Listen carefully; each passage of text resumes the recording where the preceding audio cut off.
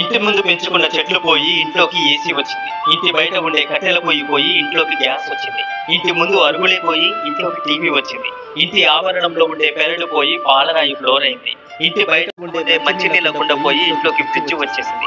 ఒంట్లో బద్దకం చేరి ఇంట్లో వాషింగ్ మిషన్ వచ్చింది. ఇంటి బయట ఉండే రుబ్బురోలు పోయి ఇంట్లోకి మిక్సీ వచ్చింది. ఇంట్లో ఉండే పుస్తకాలు పోయి చేతిలో మొబైల్ ఫోన్ వచ్చింది. ఇంటి ముందు రంగుల ముగ్గులు పోయి పెయింటింగ్ వచ్చేసాయి.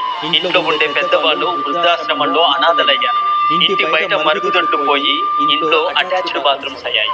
అమ్మ, నాన్న, అత్త, మామ, బాబాయ్, పిన్ని అనే పిలుపులు మాయమై మామ్, డాడ్, ఆంటీ, అంకులుగా మారాయి. శరీరానికి రాసే సున్ను పిండి పోయి మార్కెట్ లో సబ్బులయ్యాయి. జుట్టుకు పెట్టుకునే కుక్కుడాకులు పోయి షాంపులయ్యాయి. గడపకు కట్టే పచ్చని తోరణాలు ప్లాస్టిక్ పువ్వులయ్యాయి. వంట చేసుకునే మట్టి పాత్రలు ఇంట్లో స్టీల్, ప్లాస్టిక్ గిన్నెలయ్యాయి. ఇంట్లో ఆయుర్వేద వైద్యం మర్చిపోయి వీధుల్లో మెడికల్ షాపుల ముందు వలస కట్టారు. శరీరాన్ని కప్పుకునే దుస్తులు పోయి